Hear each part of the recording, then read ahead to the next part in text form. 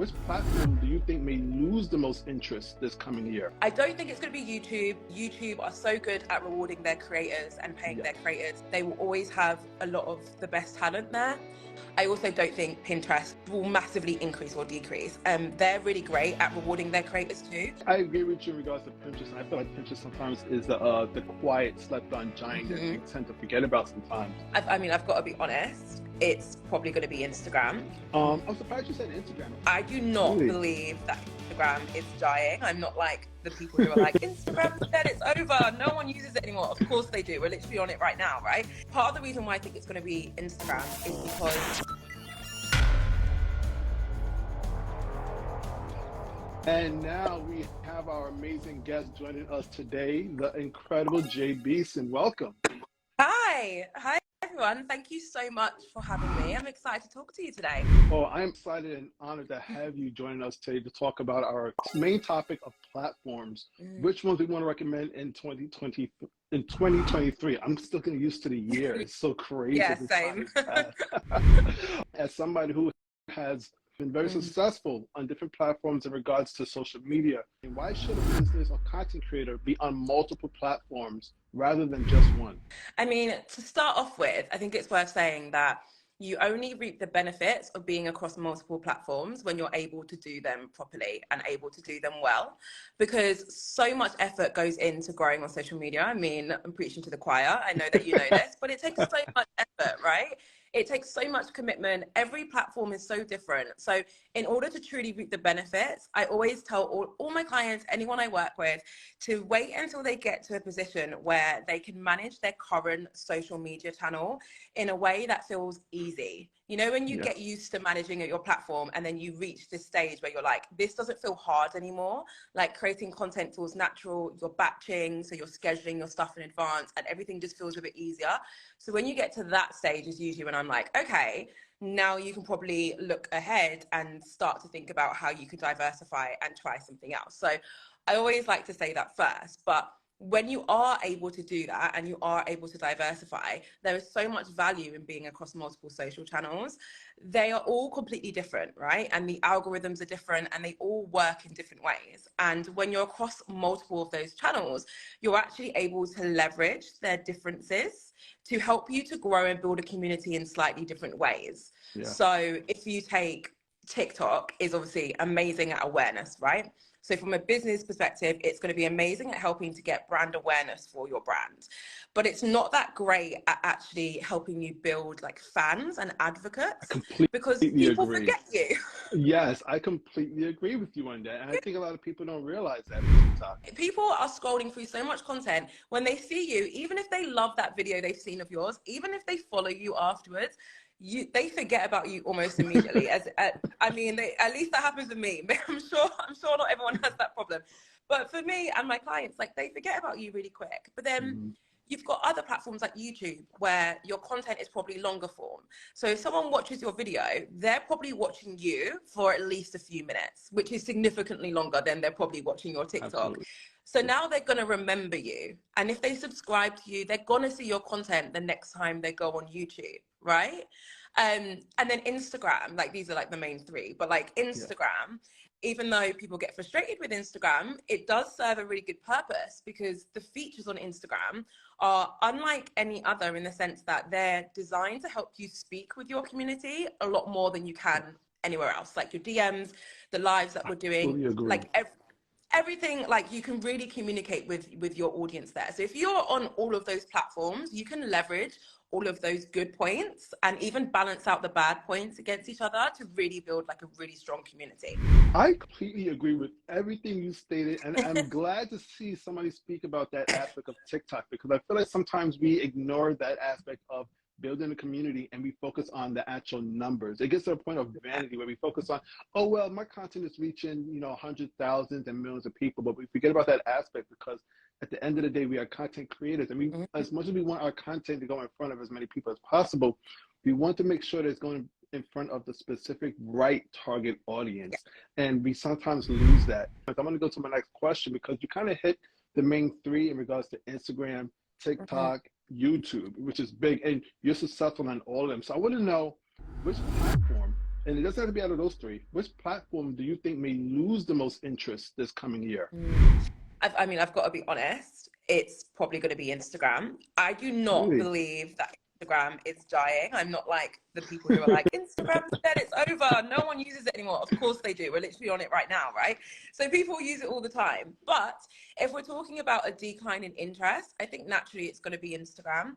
I don't think it's going to be anything that the industry hasn't seen before. So part of the reason why I think it's going to be Instagram is because Instagram has, I don't know if you've ever seen, there's a graph, like the innovation graph, where it shows like the life cycle of a product and the fact that it Yes. always, and it drops down. So Instagram is on this other end of the hill where it's having a bit of a decline, which is why it's releasing so many new features to try and claw that back. Now, I do think they'll claw it back, but I just think it's naturally where they're at in their product life cycle. Yeah. And I also think that other platforms like TikTok will get there too. They're on the way up, but part of that reason is because they're a lot more new than Instagram are. They're At the some new point, kid they'll on the get to that block. point too. Exactly. They'll get to that point too, and they'll also have that slight decline. I don't think it's going to be YouTube because YouTube are so good at rewarding their creators and paying their creators that they will always have a lot of the best talent there. And if the talent's there, then the audience will be there. So I don't think they'll be going anywhere. I also don't think Pinterest will massively increase or decrease. They're really great at rewarding their creators too.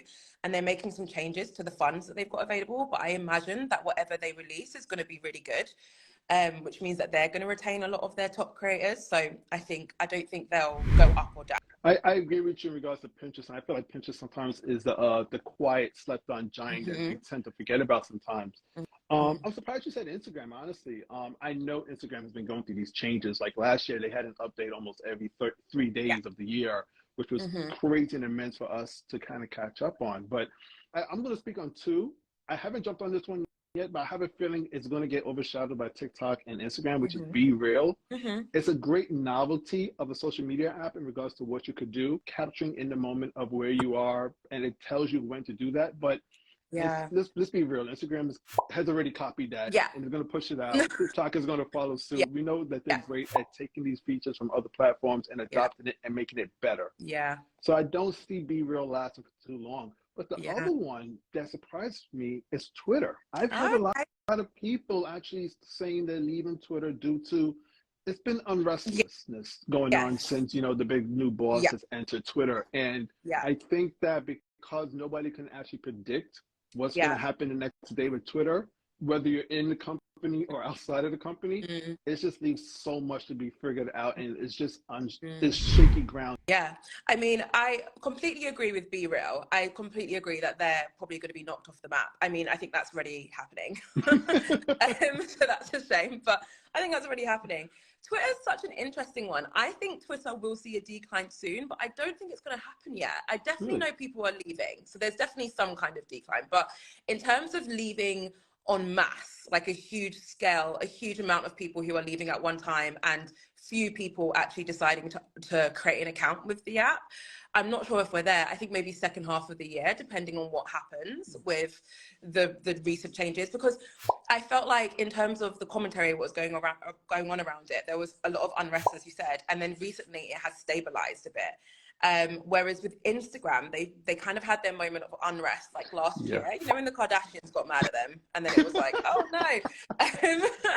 So they kind of had that then, and they've been trying to claw their way back, and it's still kind of fizzling out. Like I think they're kind of there, and then next year they'll be on the up, and then maybe around that time Twitter might be on the decline then. But I mean, who knows? And for you, which platforms would you recommend to be active on in 2023? If you can name just three, which ones would you recommend for us to be active on? So, because it depends on your objective, I think I'm going to give like one recommendation based on the person or the objective, just so that there's a good mix. If you are a content creator, so your main kind of role here is that you're trying to grow an audience, a community, and your way of monetizing is either working with brands or creating a product or a service for that audience. So at the minute, maybe you're in the kind of growth stages where you're trying to focus on growing that audience and get your name out there. and I'm talking people who are like ground up, just getting started, I think it'd be really powerful for you to focus on TikTok. The way TikTok's algorithm works is that you have the ability to get on their For You page, to get promoted when you literally have 0 followers. It does not take into account how big your audience is in any way, shape, or form. So for that reason, it's a great platform to start with when you're like completely fresh, just coming straight out the gate, right? Now, on the other hand, if you are focused on building a community and you're in it for the long haul, like you are dedicated to spending a decent amount of time per week to grow your audience, and you really want to have that strong bond with your audience as well, then I think YouTube could be a really great shout for you. Not only is it a really great platform for you to earn an income from, because they have a partner program, and the way their partner program works, it's a revenue split, which they also now have for Shorts, which will be launching in Feb. There aren't many other programs out there where the social media site will split the money that they earn with you, which basically means it's uncapped potential. So that's what we want. We don't want creator funds. We want revenue share programs. And YouTube are like the GOAT with that. So if that's what you're looking for and you want to earn some money from it later down the line, you're willing to put the time and the energy it takes to commit to your channel for a few years, then that is a really good place for you to start as well. Now, if I was to give a third one, and this one's actually, I feel like I've changed my mind on this one quite a few times, because if I'm being honest, I think those two are kind of the leaders of the pack for this year, if you're going to spend some time on it. However, if you are someone who, first of all, is very clear on who their audience are, and they know, for example, that maybe you're trying to target the millennials of the world, the Gen X of the world, then you might actually want to explore remaining, because you're watching this, so I'm guessing you're already on it, staying on Instagram and focusing your time on that. Now, a lot of people say there's no point because you can't grow or you can't do X, Y, Z. I will tell you straight away, I have worked with so many people, and I literally could think of examples within the last month who have seen phenomenal results from their Instagram account. You can still grow on it. You just have to be willing to adapt, trial different formats, try different features. And with the monetization element, they are trying harder. Their creator funds are still a bit meh, but they do have things like their subscription feature and stuff like that, which is making it more of an attractive platform, especially when you know your audience are here.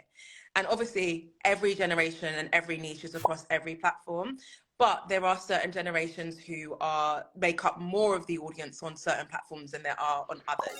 So if you know that you're targeting people who love Instagram and they're not actually on TikTok in the masses, then Instagram can still very much be the platform for you.